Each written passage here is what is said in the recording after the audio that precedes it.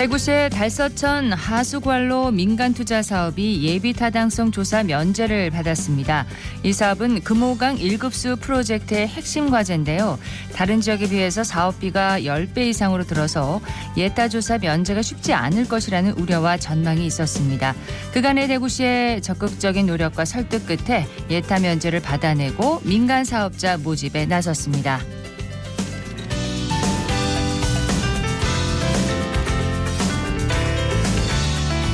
안녕하십니까. 생생매거진 오늘 박은정입니다. 민간 투자 사업 지역별 분야별로 많이 시행되고 있지만 장단점이 분명해서 추진에 어려움도 있는데요. 최근 달성군이 민간 투자를 활용한 월배 안심 차량기지 통합 이전을 제안했습니다. 오늘 기자의 눈에서 자세히 짚어보도록 하겠습니다. 3월 19일 화요일 생생매거진 오늘 시작합니다. 자, 기자의 눈으로 지역의 현안과 이슈를 들여다봅니다. 매일신문 구민수 기자와 함께합니다. 어서 오세요. 네, 안녕하세요. 네, 월배 안심 차량기지 이전 그동안 그 이전 이야기가 많았었습니다. 네, 월배 안심 차량기지 이전은 대구시와 달서구 동구의 오랜 수건 사업입니다. 도심화로 인해서 이전 필요성이 꾸준히 제기가 됐었는데요. 지난 14일에 대구시청 상격청사에서 열린 시장 군수 구청장 정책회의에서 또 한번 안건으로 나왔는데요. 네. 최재훈 달성 군수가 홍준표 시장에게 월배 안심 차량 기지를 달성군에 통합 이전하자고 건의한 겁니다. 민자 방식인 BTL 방식으로 달성군 옥포읍에 유치하자는 아이디어를 내놓은 건데요. 달성군 옥포읍은 대구 제2국가산업단지가 들어설 예정이고요. 이전 대지 면적이 약 25만 제곱미터입니다. 네, 이 제안은 어떻게 나오게 됐나요? 네, 국가산단 입주 기업의 가장 큰 어려움이 대중교통입니다. 그렇죠. 정주 여건은 괜찮아도 출퇴근이 어렵다는 화소연이 끊이질 않았는데요.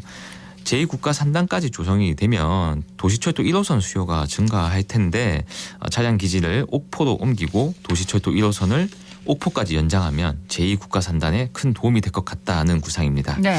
이날 달성군의 건의에 홍 시장도 일리가 있다면서 즉각 검토할 것을 지시했다고 합니다.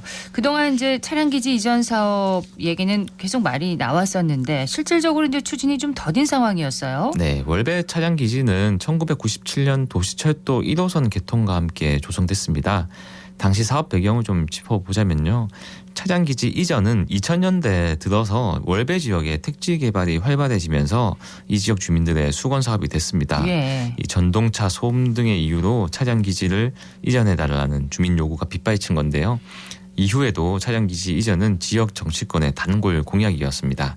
민선 7기 때는 권영진 전 시장의 공약에 포함이 됐고 대구시는 2018년 월배 차량기지 이전 및 후적지 개발 계획을 수립했고요. 네. 이듬해 3억 원을 들여서 용역에 착수하기도 했습니다.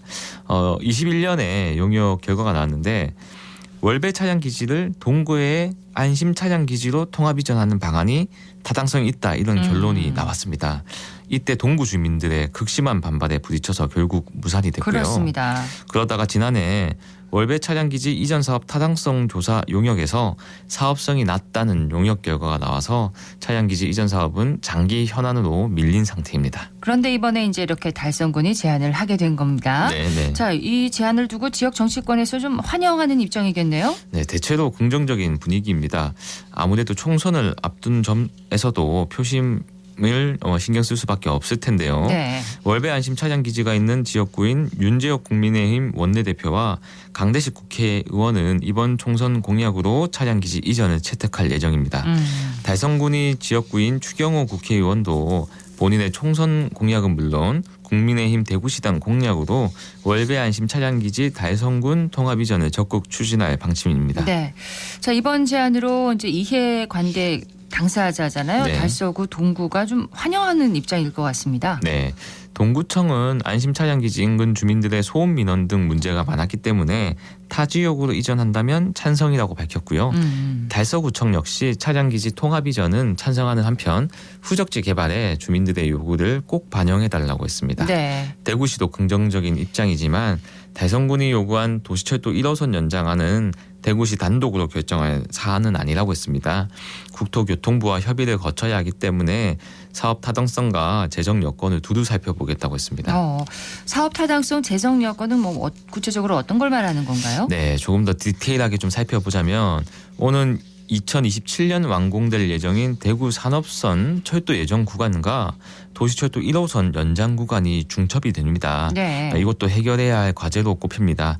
현재 국가산업단지가 도시철도 1호선이죠. 설화 명곡역과 달성군청역 사이에 있는데요. 산업단지 안에 도시철도 정차역은 없습니다. 네. 대구 산업선으로 산업단지 안에 역을 신설할지 아니면 차량기지 이전 대가로 도시철도 1호선 역사를 추가할지를 정해야 하는 겁니다. 김대영 대구시 교통국장은 산업단지 내 도시철도 역사 조성 필요성은 인정된다. 다만 달성군에서 제안한 부분이 타당성이 있는지 조만간 전문가들과 검증을 해보겠다면서 예. 달성군 제2국가산업단지 조성이 오는 2030년 완공 예정인 만큼 이 시기에 맞춰서 중장기 과제로 추진해 보겠다고 말했습니다. 네. 그런데 달성군이 제안했다는 BTL 사업 방식은 어떤 건지 좀 설명을 해주세요. 네, BTL은 민간이 공공시설을 짓고 정부가 이를 임대해서 쓰는 민간 투자 방식입니다. 예. 기존 기부대 양이어 방식보다는 재정 부담이 적고 사업도 최대 2년 정도 앞당길 수 있다는 장점이 있습니다. 달성군이 제안한 BTL 사업 방식은 민간 사업자가 차량 기지를 건설한 뒤 소유권을 대구시에 양도하고 일정 기간 시설 관리 운영권을 가지면서 대구시로부터 건설 비용 등을 받는 형태입니다. 네. 민간 자본을 이용해서 통합 차량 기지를 건설하고 월배 안심 차량 기지가 원래 있던 그 자리를 매각한 수익으로 도시철도 연장과 통합 차량 기지 건설 비용을 충당할 수도 있기 때문에 네. 대구시 재정 부담이 불필요하다는 게 달성군의 설명입니다. 또 통합 차량 기지 건설로 차량 기지가 일원화되면 운영 효율성은 오르고 비용은 절감되어서 연간 42억 원의 비용을 아낄 수 있다고 주장하고 있고요. 예. 월배 차량 기지 시설 노후화에 따른 수선 비용이 약 한 200억 원 정도 되는데 그 비용도 절감할 수 있다고 강조하고 있습니다. 이 장점을 지금 강조하고 있잖아요. 네. 분명히 단점도 있겠죠. 네, 대구에도 BTL 시설이 꽤 많은데요. 그 중에서도 대표적인 것이 대구 미술관과 경북대 기숙사 건물이 있습니다. 네. 둘 다 일반 시민들과 학생들이 자주 이용하는 곳이어서 접근성이 높아서 그만큼 문제도 잘 드러나고 있는데요. 대구 미술관은 민간 업체가 미술관 부지에서 한 10년 넘게 불법으로 예식장을 운영해서 문제가 된 적이 있고요. 그렇습니다. 경북대 민자기숙사 저 첨성관은 초기에 식단이 너무 부실해서 사회적인 이슈로 떠오르기도 했습니다. 네. 민자 사업에 분명히 이제 장단점이 있는데 네. 이런 우려에서 벗어나서 사업이 차질 없이 추진되려면 앞으로 어떤 게 필요할까요? 네, 실질적으로 재정 절감이 얼만큼 되느냐가 관건이 될 텐데요. 얼마 전에는 팔공산 관통 고속도로도 민자로 도입한다고 해서 기대와 우려의 시선이 공존하고 있습니다. 네. 팔공산 관통 고속도로는 대구 도심과 대구 경북 신공항을 연결하는 도로인데요. 예상되는 총 사업비가 한 1조 7천억 원에 달합니다. 그 대구는 좀 민자 사업이 상대적으로 되게 적은 편입니다. 그렇군요. 이 도로도 보면은 이제 범안로나 앞산 순환로 정도가 민자고 나머지는 다 공공도로거든요. 네. 근데 최근에 이렇게 민자를 계속 도입하려는 시도가 있어서 여기에 대해서 조금 좀 경각심을 가져야 될 것 같고요. 정부 예산을 들여서 지으려면 각종 행정 절차 탓에 개항 시기에 맞출 수가 없다는 단점은 있습니다. 네. 반면에 민자로 개통하면 개통은 빨라지겠지만 통행료가 한 20% 정도 비싸지고요. 어떤 것이 대구의 미래와 시민들에게 좋을지 현명한 선택이 필요한 시점입니다. 네. 매일신문 구민수 기자였습니다. 고맙습니다. 네, 감사합니다.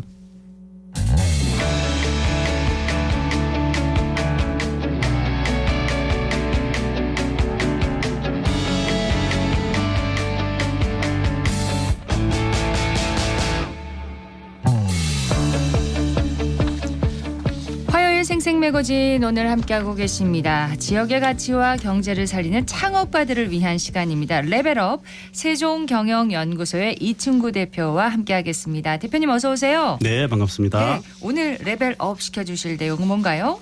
네, 오늘은 중소벤처기업부가 총괄하고 소상공인시장진흥공단에서 주관하고 있는 소상공인 디지털 전환 지원 사업에 대해서 안내를 드리려고 합니다.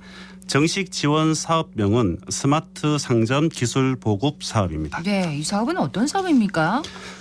지난 2020년 발생했던 코로나19는 우리 사회의 다방면에 걸쳐서 많은 영향을 끼쳤는데요. 그렇습니다. 특히 소상공인들은 경영 환경 변화에 따른 매출 감소와 이에 따른 수익 악화 등으로 많은 어려움을 겪었고 또 현재도 이 같은 상황은 지속되고 있는 형편입니다. 네.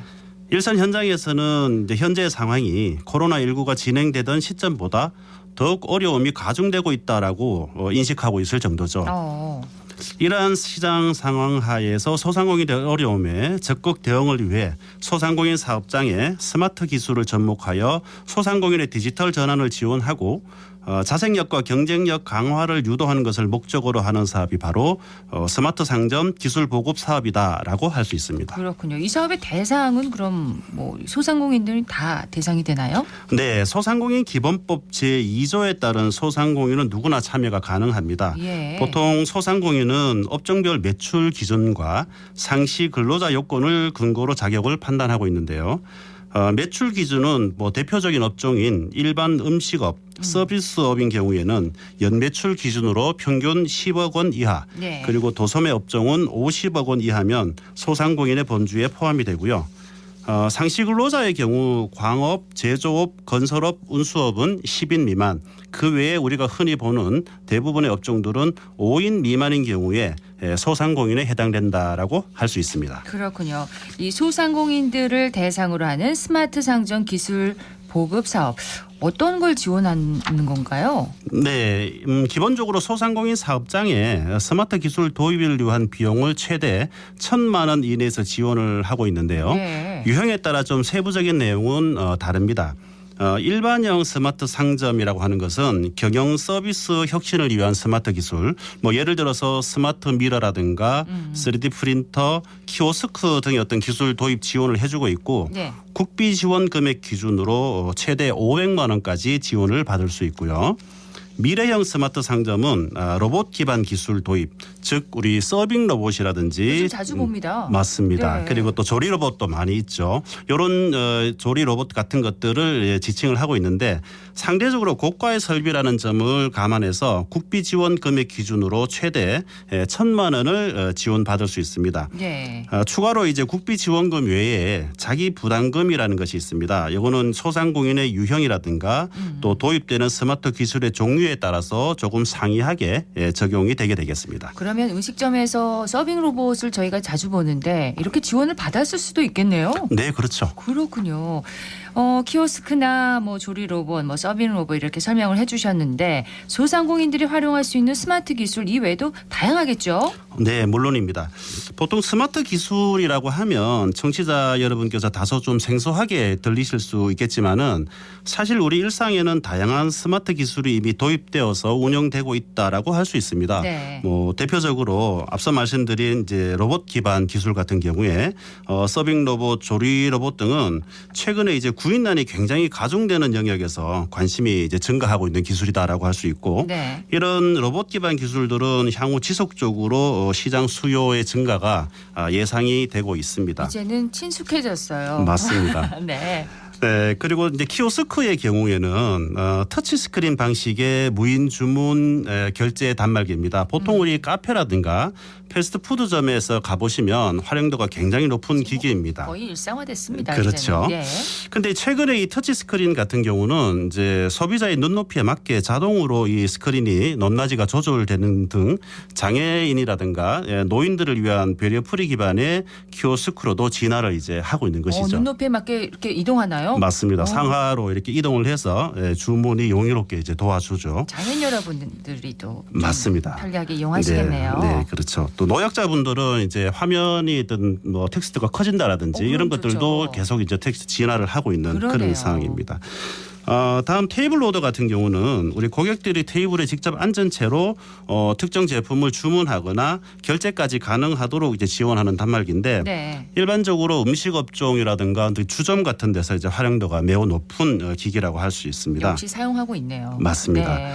그리고 샤이니즈 같은 경우 건물 내외부에 이제 설치가 되어가지고 광고라든가 특정 제품의 정보를 전달하는 어떤 일종의 디스플레이 시스템이라고 할 수 있습니다. 뭐 보통 전자 메뉴 보드라든가 또 상점의 어떤 프로모션 홍보에 폭넓게 이제 사용이 되고 있습니다. 네. 이외에도 상당히 많은 스마트 기술들이 있는데 해당 스마트 기술의 검색들은 소상공인시장진흥공단의 스마트 상점 홈페이지에서 확인하셔서 본인의 업종과 아이템에 맞는 스마트 기술을 검색해 보시면 되겠습니다. 물론 국비 지원금이 있긴 하지만 자기 부담금도 있는가 봅니다. 네, 물론입니다. 네. 자기 부담금 같은 경우에 이제 2024년 사업은 3월 말에서 4월 초에 이제 예정이 되어 있습니다. 네. 전년도 사업과 이제 현재 확정된 내용을 중심으로 좀 설명을 드리자면 자기 부담금은 최소 20%에서 최대 50%로 차등해서 적용이 됩니다. 또 기술 도입에 관련되는 부가가치세 10%는 이제 소상공인이 부담하게 되고요. 예. 앞서 소개드린 이제 스마트 기술 중에 뭐 키오스크라든가 테이블 오더 그리고 샤이니지 같은 경우는 자기 부담금이 50%고 기타 스마트 기술은 일괄 30%의 자기 부담금이 있다라고 생각하시면 되겠습니다. 그렇군요. 네. 예. 근데 이제 특히 이번 사업들이 어려움을 겪는 소상공인들의 경쟁력 강화를 유도한다라는 어떤 사업의 목적도 포함되어 있는 만큼 1인 소상공인이라든가 간이가세자 그리고 장애인 기업들은 도입 스마트 기술의 종류에 구분 없이 자기 부담금을 20%만 부담하게 그렇게 하고 있습니다. 이런 혜택도 있군요. 맞습니다. 그런데 자기 부담금이 있어서 좀 신청하기 꺼려하시는 분들도 있을 것 같습니다. 맞습니다. 이 사실 영세한 소상공인 대표자분들 입장에서 국비 지원금이 있다고 하더라도 자기 부담금과 부가가치세를 이제 한 번에 일괄 현금으로 납부한다는 점은 상당히 부담스럽다고 할 수 있습니다. 그럴 수 있죠. 네, 그래서 이제 이러한 현장의 어려움을 최소화하고자 소상공인시장진흥공단 디지털 지원실에서 혁신적인 아이디어로 좀 구상을 했었는데요. 네. 지난 2023년에 이제 공공기관 최초로 국비 지원 사업에서 사업 선정자의 자기 부담금을 신용카드로 최대 12개월 분납을 할 수 있는 제도를 도입했습니다. 그렇군요. 네, 그러니까 금년에도 이 제도는 적용이 된다라고 하니까 우리 소상공인 선생님들 많이 좀 활용하셨으면 좋겠습니다. 카드를 사용할 수 있다면 훨씬 부담이 그렇죠. 줄어들 것 같습니다. 맞습니다. 예. 사업 신청과 기술 도입 과정에서 소상공인들의 좀 어려움을 해소해 줄 수 있는 또 관리 방안은 어떤 게 있을까요? 네, 이 스마트 상점 기술 보급 사업은 단순하게 이제 스마트 기술을 보급하는 데 그치지 않고 기술 도입 후에 어떤 활용 방안 그리고 또 이런 도입을 통해서 실질적인 경영 개선 효과를 이끌어내는데도 주안점을 두고 있습니다. 네. 이를 위해서 권역별 전문기관에서 이제 엄격한 평가 과정을 거쳐서 선발된 스마트 상점 전문 컨설턴트들이 소상공인 대표님들 매장을 직접 방문해서 추가 관리를 해드리게 됩니다. 네. 예를 들어서 우리 테이블 오더라는 기계 같은 경우를 보면 보통은 주문을 간편하게 앉아서 고객들이 하는 어떤 그런 기능을 중심으로 생각하기 쉬운데 이 테이블 오더를 잘만 활용을 하면 뭐 제품 홍보 영상이라든가 프로모션 정보, 메뉴 정보들을 계속 반복적으로 재생을 시켜서 네. 고객들에게 추가 주문을 이끌어낼 수 있는 소상공인 입장에서는 부가 매출을 올릴 수 있는 어떤 그런 방안으로도 활용될 수 있다는 것이죠. 자, 사업 관련 신청은 포털 검색창에서 스마트 상점을 한번 검색하셔서 신청하시면 되겠습니다. 세종경영연구소의 이충구 대표였습니다. 대표님 고맙습니다. 네, 감사합니다.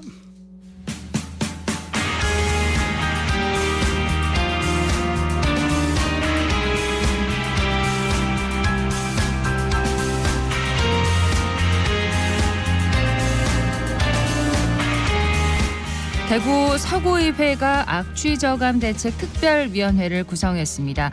실효성 있는 해결 방안을 찾아서 악취저감을 실천하고 지역 발전에 도움이 되기 위해서 노력을 하고 있다고 하는데요. 오늘 줌 인터뷰에서 이동훈 위원장 연결해서 자세한 이야기 들어보겠습니다. 이 위원장님 안녕하십니까? 네, 안녕하세요. 네, 위원회가 출범한 지 얼마 안 된 것으로 알고 있습니다. 언제 출범했나요? 네, 맞습니다. 지난해 12월 말에 출범했으니까 이제 약 3개월 정도 된 것 같습니다. 네, 악취저감 대책 특별위원회 어떻게 출범하게 된 건가요? 예, 우리 서구가 염색산업단지를 비롯해서 환경기초시설이 밀집되어 있는 시간이 오래되었습니다. 그러다 보니까 악취로부터 고통을 많이 받았겠죠, 주민들이. 예, 그래서 최근 들어 서구가 이제 변화와 발전을 거듭하면서 많은 분들이 우리 서구로 들어오셨고요. 그러다 보니까 생활에 불편을 호소하시는 분들이 많이 늘어났겠죠. 그러다 보니 서구의회 차원의 악취저감 대책 특별위원회 구성하자는 목소리가 또 높아지게 되었고 그러다 보니까 작년 2023년 12월 22일 날 서구의회 본회의를 통해 구성하였습니다. 그렇게 해서 악취 원인 조사를 위해 염색산업단지 내 기업체를 방문하고 네. 대구시 환경기초시설 7곳을 1월달에 현장 답사하였죠. 그래서 악취 문제의 현실적 대안을 마련하기 위해 집행기관과도 회의를 수시로 하고 있고 주민과도 소통을 원활하게 하기 위해서 노력하고 있습니다. 네. 악취 문제 얼마나 그 서구에서 심각한 문제인지요?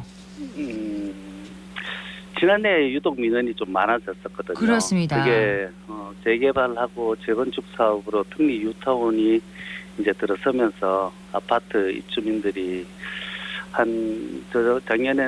작년에 같은 경우에는 한 6천 명 정도가 늘어났을 정도로 많이 늘어났는데요. 네. 내용을 보면은 주로 매립장하고 상리사업소 그리고 또 염색산업단지 가까운 곳에서 아파트 주민들이 이제 타는 냄새 그리고 매캐한 냄새 또 썩는 냄새가 나서 이제 창문조차 열 수 없을 정도라고 어려움을 호소하고 있는데 2022년 173건에 비해서 약 78배 늘어난 1만여 건 정도 늘어났습니다. 예. 관련 민원이요? 예. 예. 현장 답사를 다녀오셨을 텐데 직접 가보시니 어떠셨어요?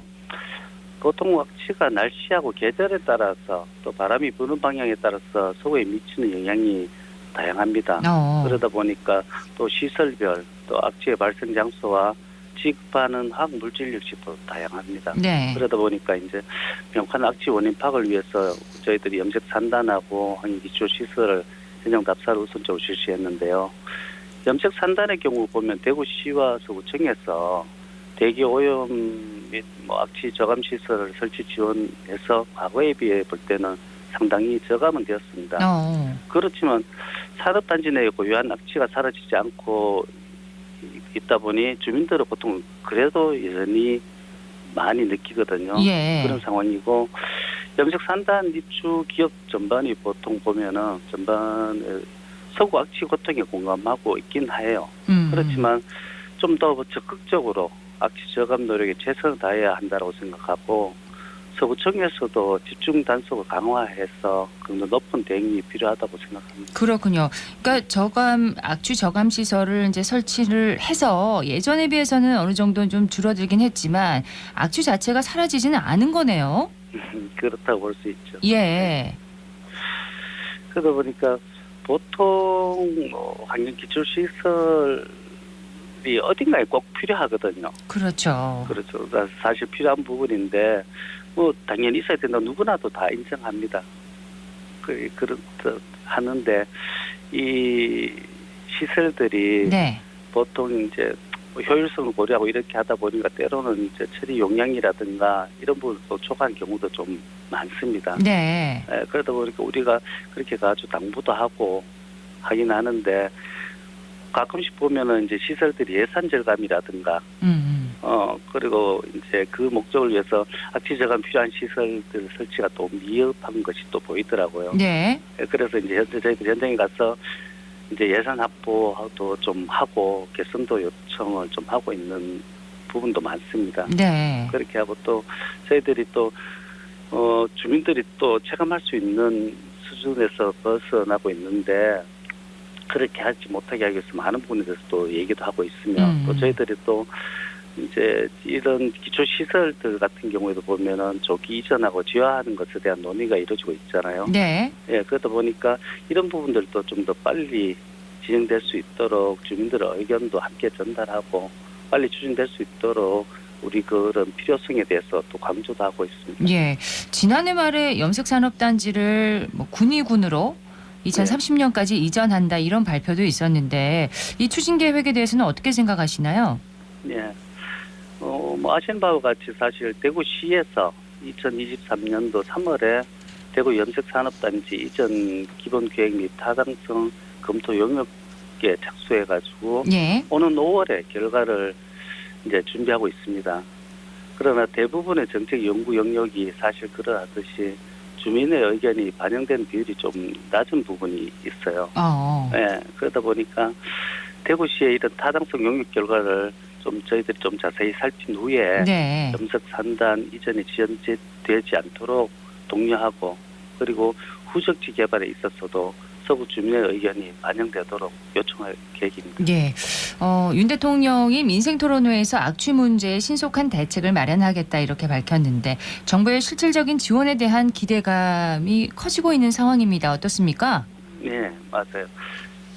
지난 3월 3일 윤석열 대통령께서 저희 대구에 오셔가지고 민생토론회에 참여하셨죠. 예. 그렇게 하셔가지고 대구 서구 도심 산단 인근의 평리 유타운 주민들이 겪는 그런 악취 문제를 해결할 수 있도록 힘쓰시겠다고 말씀하셨거든요. 네. 그런 후에 바로 환경부에서 얼마 전에 또 대구에 내려와서 서구 악취 문제를 확인했습니다. 예, 그래서 이제 대통령과 중앙정부에서 이런 관심들이 순간적으로 일어나는 것이 네. 아니라 서구 주민들을 위해서 정말 긍정적인 바람이 불어올 것이라고 기대도 하고 있습니다. 예. 좀 실질적인 지원이 좀 이루어지려면 어떤 대책 마련돼야 된다고 보시는지 간단하게 말씀 부탁드립니다. 예. 저희들 악취 특위에서 사실 우선적으로 필요한 사항을 보면 명확하게 진단할 수 있는 그런 서구 중심 악취 실태 영향 조사가 필요하다고 봅니다. 예. 그래서 그런 저감 대책을 수립할 수 있고 그리고 계절과 바람 방향에 따라서 장기적인 구입도 생각해서 그런 계획을 수립하는데 필요한 중요한 지표로 활용할 수 있게끔. 알겠습니다. 예. 오늘 말씀 여기까지 듣겠습니다. 고맙습니다. 네, 고맙습니다. 정확한 악취 실태 조사가 필요하다는 지적을 해주셨습니다. 이동훈 서구 악취 저감 대책 특별위원장이었습니다. 생생매거진 오늘 화요일 순서 준비한 순서 여기까지입니다. 박은정이었습니다. 고맙습니다.